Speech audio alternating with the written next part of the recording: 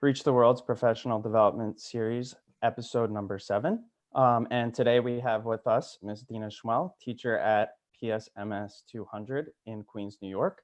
I'm going to let her introduce herself in a minute. And I'm going to right now get my deck up.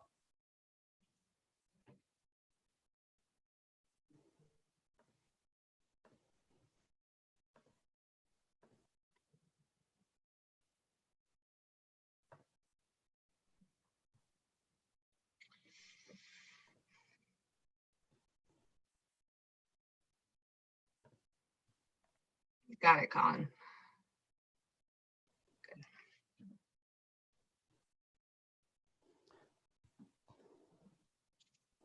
So by joining us today, you're leaders in the world of virtual learning. Some of you may have worked with Reach the World in the past.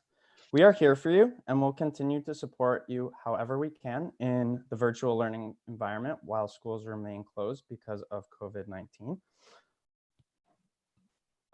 We have all of our resources on athome.reachtheworld.org.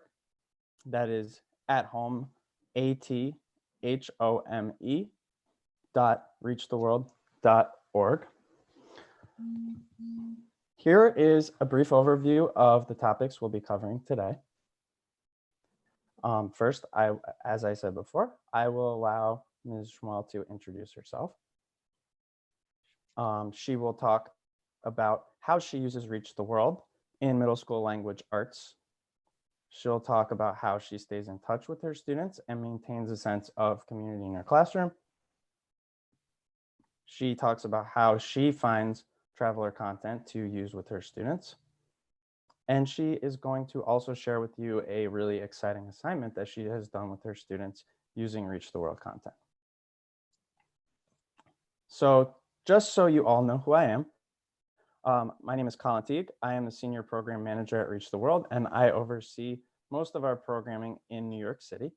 On the YouTube chat bar is Program Associate Mara Ohronik, and she will be helping me answer some of your questions. Feel free to ask a question at any time in the chat bar if you would like to ask anything about what Ms. Shmuel is going over. Now I'm going to hand it over to Ms. Shmuel to introduce herself and tell you a little bit about what she's doing with her students while schools remain closed and virtual learning remains the norm for our schools. Hi, Colin. Thank you. My name is Dina. I currently teach in Flushing, Queens at PSMS 200, the Global School of Global Studies and Leadership. I've been with the New York City DOE for 20 years. I have taught 4th grade, 5th grade, and now 6th and 7th grade English. I have general ed classes as well as ICT classes, and an average of around 30 kids per class. I've been with Reach the World for the last 3 years. So I'm here today to share my knowledge with all of you. I'm not an expert, but I'm here to share all my knowledge with you. So can you tell us just a little bit about what you have been doing day to day to facilitate learning with your students from home? Okay, so the first thing, daily routine is I log on to Google Classroom, which is the platform my school uses for remote learning. And I check to make sure if the students left me messages throughout the night or on my main page on Google Classroom. I go back to previous day assignments to see if any of my kids completed their work or handed in late. But then there were a few challenges with this. So one of the challenges was the lack of devices in their home. So the DOE made sure that each kid had devices that they needed because some of them were sharing with their siblings or they didn't have devices at all. Many teachers are home alone with their own kids and trying to balance between their own kid needs and trying to meet their needs of their students. Teachers are expected to work during the day. They hold office hours, even a few days a week at flexible times. I also have many meetings, maybe throughout the day or throughout the week. Some other challenges is that some kids do not take attendance right away and they're signing in late or they're waking up late.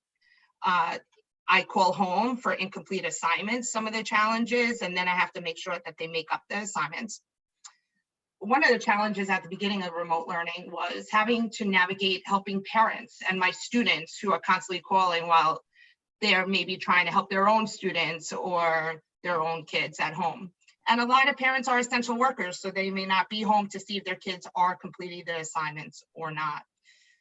I think one of the hardships for my students was they're so used to working in collaborative groups and doing tasks on a daily basis with collaborative groups that they don't have that anymore with the interconnections with their other peers. Definitely. But there are positive. Can you tell us a little bit about how you have been able to navigate these challenges and how you're maintaining a sense of community in your classroom? Sure. There are positives. I do things a little differently, and I feel like there is going to be a change in the future of education after this. My most important thing is keeping unity and rigor and ensure my learning outcomes are met on all my lessons. So I do video calls. We have Google Meets. I need to get in touch with parents. I can use Class Dojo.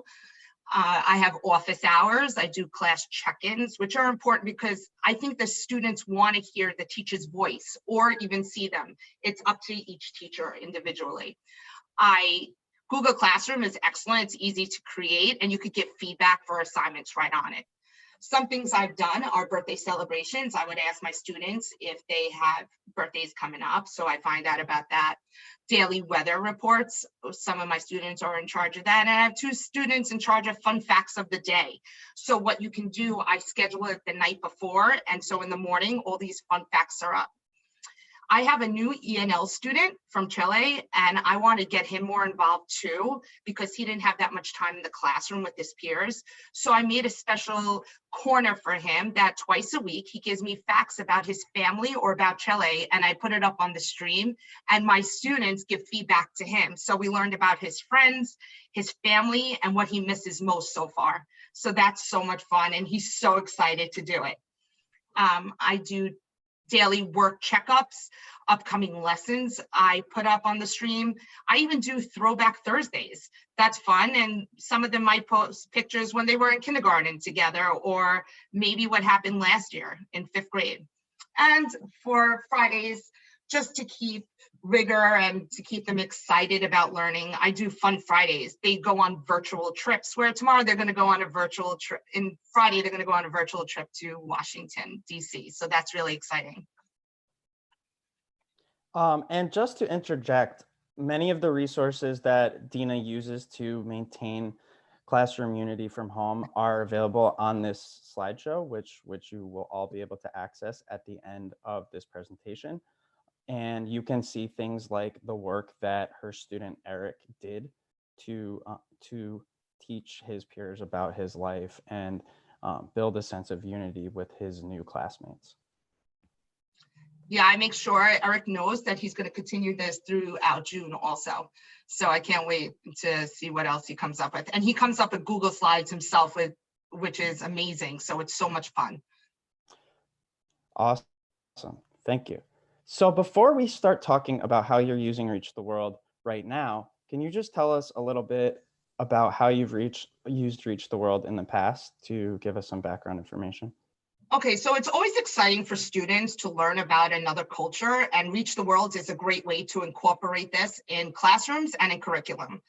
They make traveling accessible to all classrooms, and it's so easy. So I'm a traveler myself, and I want to inspire my students to become global citizens, to align even with my school, the School of Global Studies and Leadership. So I'm so excited to continue with Reach the World.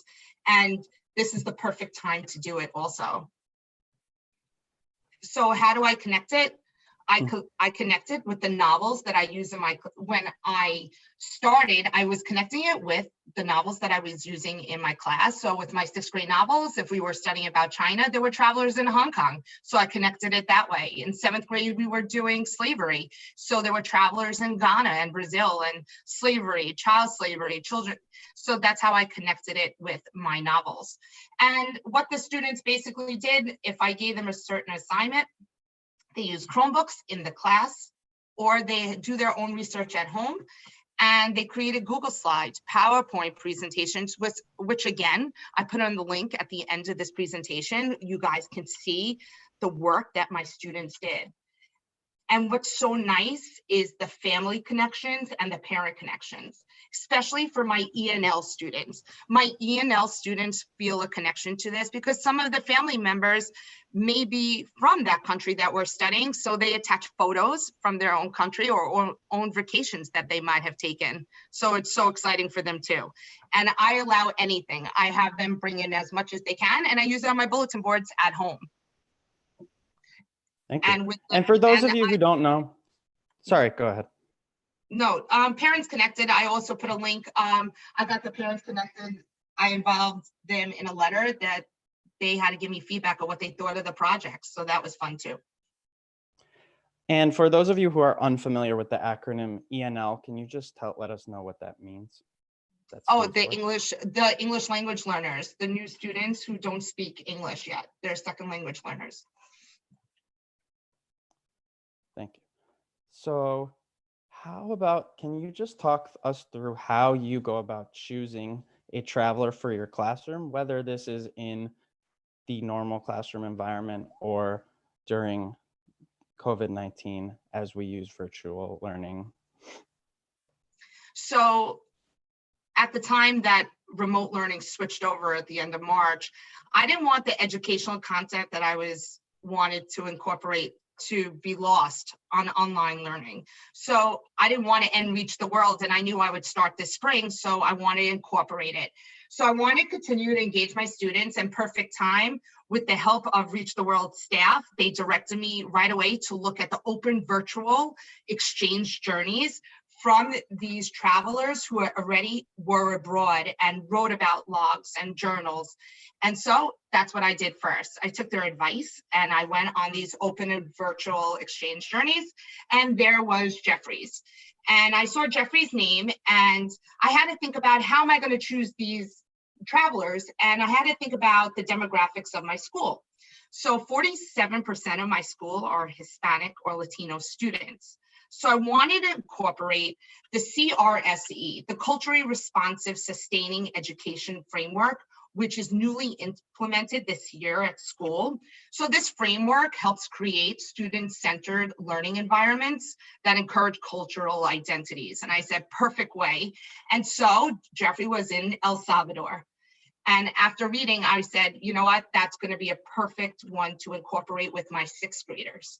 But 7th graders, I wanted to be different. And then I saw Gerard was a traveler from in France. And I chose France because of my interest. I've been to the country and I'm hopefully going in the future with my nieces. So because of my interest, that's how I chose France. Thanks. And you can, these open virtual exchange journeys are exemplary journeys from the past. So we've made sure that this content is outstanding and to be used by our educators. And you can also look at the Reach the World Journey browser, which is just on reachtheworld.org. And you can click on choose a journey. And there you can use, you can search for journeys in specific countries if you're looking for content on other parts of the world to share with your students. It's so great to use right now during remote learning, especially on a Thursday or Friday, and just follow a traveler's journal or logbooks. So easy to access. And there are hundreds of travelers. It's so great. So can you talk to us a little bit about how you've used Reach the World in the past month and a half since schools closed? So right when school closed, 2 weeks later was spring break. And so I thought about, how am I going to continue with learning and rigorous lessons, but at the same time, I want my students having fun during the spring break. So I wanted to make spring break fun and exciting for my students. So I decided to, again, with the help of the Reach the World staff, they directed me, we went on it together and we looked at the open virtual exchange journeys. And then I decided for the 6th grade with Jeffrey, and I created Google Slides, which I attached at the end of this presentation. So at the first couple days, they packed their bags. It's just the basic information about their country that I chose, El Salvador or France, before they went on their virtual journey the following week.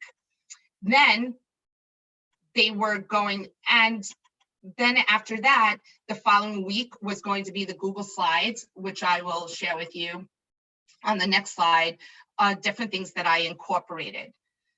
What was so exciting about this is that the travelers that I chose, they were also on Reach the World virtual show and tell. So it was perfect. It was perfect timing for that. They discussed their experience abroad. My students actually logged on and asked them questions in the chat room. So that was so exciting for them. They actually got to see Jeffrey. They actually got to see Gerard. So that's what I did during break. And they compared and contrast school days. They looked at pictures, recipes, and all of that is on the projects I shared on the link. And you can find these virtual events, the show and tell and open virtual journey exchanges. These events are all found on athome.reachtheworld/events. And if you're interested in any of the travelers you see there, you can also find their written content on reachtheworld.org. Those are all linked under our exemplary journeys, our open virtual exchange journeys, or you can search a traveler's name in our journey browser if you are looking for that traveler's content. And at the end of the project, right after that week, I wanted to see their feedback because that's important to me. Did they like it? Was it a waste of my time? Should I do it again? And so we had a reflection project the following week for a day. And so that's what the kids did for me. And you could see that on the link also. After that, I even extended it to an extra credit project where they can create something for me from all the information that they learned. So some of them made scrapbooks, they created posters for me, and they're still in the midst of doing that. So Reach the World, I want the students to begin to get a sense of the world around them. It's so important, and that's what Reach the World does. And the kids see and learn how cultures are so different, but are so similar. Very, very exciting. And so we're going to have some time for questions. But first, I wanted to let you guys know that all of these resources are right here in this deck. So we have, as Dina mentioned, we have our open virtual exchange journeys, which is the content that Reach the World has selected as outstanding traveler content. If you would like to access content that we've already guaranteed to be excellent for your students. We also on this site, as I mentioned, we have our schedule of live virtual events. We also have resources for teachers such as this PD. We have several others. This is number 7 in our series. And we also have activities that teachers can use to go along with some of the content that our travelers are providing. Dina, can you tell us a little bit more about some of the follow-on projects that your students did as part of the virtual field trip assignment? Sure. So some of the projects that what they included, the follow-up projects, after they did the Google Slides for me and put it on Google Classroom, some of the projects that they did, which I created a link, they just took it upon themselves to create more Google Slides on France, which you will see on the link, and just other things that they wanted me to know about France, recipes, food, kids, communities, what special monuments are there. So they took the information either from the Reach the World or from the information they found out right before the project started, and they started doing that. Some of them are creating scrapbooks still, and they're going to be handing that in shortly for me. I want to give them time to do good work. And they like, for remote learning, it's pretty easy when you do Google Slides. They just email it to me. So that's fun. And some of them are working actually in teams, which was, I was so impressed. So what you can do is, they wanted to present their project to me as a team. So I met them on Google Meets. I set up an invitation for them, and we all signed on at the same time, and they presented their project to me. It was amazing. So one person read, one person had the project in their house, so they split up the tasks, and that was very, very impressive. I was so Very excited for that. cool. It's really amazing how you've been able to maintain such a routine and use so many of the same practices and do so many of the same things that you were doing before we migrated to at-home learning. And they're so proud of their work. They were so excited. And, you know, they want me to see it. They want the teachers. Some of them are bored at home. They want either another project, you know, they don't want to do so much reading and writing, but this is fun. And Reach the World, it's so easy. It's so accessible. So you can go anywhere in the world. It's so great. So I can't wait. I'm going to actually continue with Reach the World through the end of June. I'm working actually along with Colin. My students in 7th grade are so into soccer. And so I told them they're definitely into Spain. So Colin and I have been working together, and I'm going to continue till the end of June, and now coming up with another project. And I think they're actually going to open their own virtual souvenir shop. So I'm excited. I've been working on that project. And if you're an educator or parent at home, our staff is very happy to help you find a traveler journey that matches your needs and interests for either your students or your children. My contact info, along with a few of my colleagues, will be on the next slide. And if you're interested in seeing some of the work that Dina's students have created as part of their virtual field trip projects, you can access that through this link here. As I mentioned, this deck will be available on our resource page for educators on athome.reachtheworld.org at the end of this presentation. So Dina, I'm going to open up the presentation for some questions. Sure. And I have a question. I wanted to start off by asking you, how have any of your students had issues accessing some of the virtual content you're providing them, especially in joining some of the live calls for Reach the World, but also some of the live calls that you've had with your students just in the course of their daily work? Well, at the first week or two, maybe they had a few questions, but there's so much material out there to navigate through. But we were in constant contact, all the teachers in my school, with our kids, that we help them one-on-one, either through a phone call or through emails. So that was an issue at the very, very beginning. Now for Reach the World, in order to do my project, it was so easy. You just put the link of the traveler right on the Google slide. And so I put that there for them on the second Google slide. And that's how they were able to get the information for Gerard and Jeffrey's journals and travels. So that was easy for them. So it's really, really easy to navigate through. At the beginning, there might've been a few glitches, but now it seems that everyone's fine. Mm-hmm.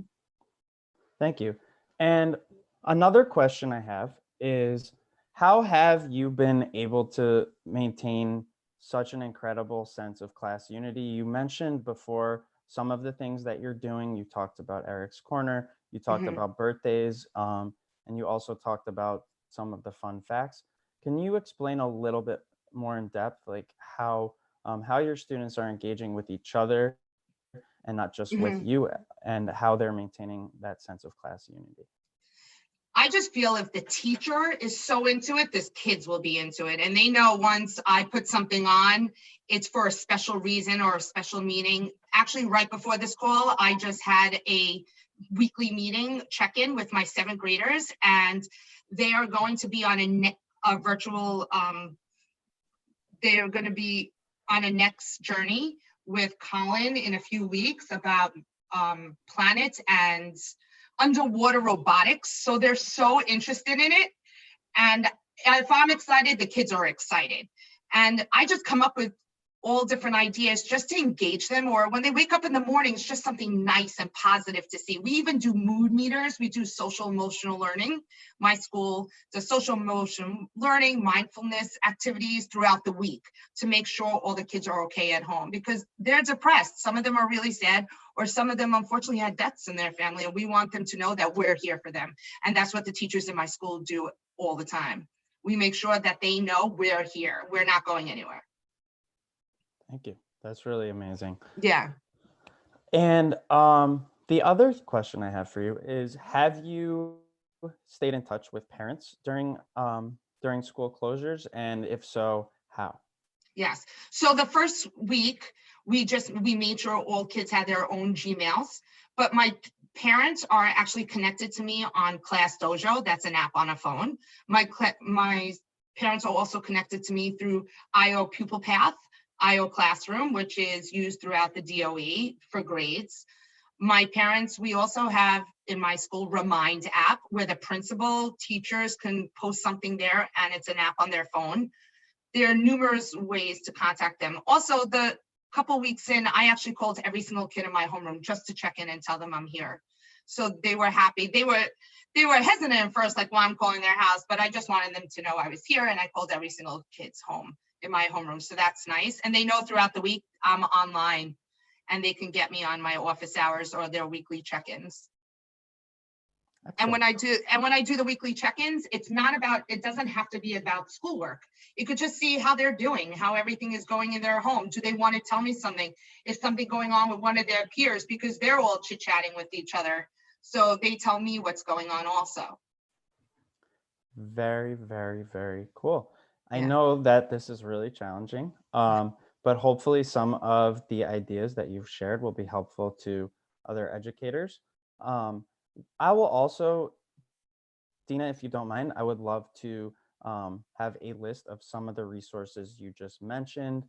For example, Class Dojo, you said IO Classroom. We could also post a list of these resources for other teachers Sure. if you're interested in checking out some of the different platforms that Dina is using to maintain contact with her students and families. So unfortunately, we are just about out of time, but I wanted to take the time to thank Dina. She has Thank been you. so wonderful. I hope that all of us can find inspiration in how well you have stayed in touch with your students and maintained a sense of community in your classroom. This has really been a great conversation, and I hope you've all enjoyed hearing from Dina as much as I have. Um, as I mentioned, this slideshow will be available for educators on our at-home learning website, which is right here, athome.reachtheworld.org. You can also find the link. There's a direct link to this PowerPoint. It's right here, tinyurl.com/rtwpd-7. And you can email our staff directly. My email is colin@reachtheworld.org. Tim@reachtheworld.org. That is Tim Jacob. He is working very closely with he is the director of our traveler program. So he can also help teachers find travelers who match their needs. And then Mara is running our chat right now. She's moderating the chat for this call, and her email is mara@reachtheworld.org. So please feel free to reach out to any of our staff members if you are looking for Reach the World traveler content that matches your needs, your curriculum, your students' interests. We are very happy to help with that. So thank you all very much. Thank I you. hope you really enjoyed this call. I hope that you all found it helpful. We will have more PD sessions in the future. We also have daily virtual show and tell calls. We have STEM week coming up next week, where we have very exciting calls with several STEM professionals every day next week. So You can find all of this again at athome.reachtheworld.org. Thank you all so much. I hope that you all enjoyed this, and I hope that you all find some great resources on our At Home website.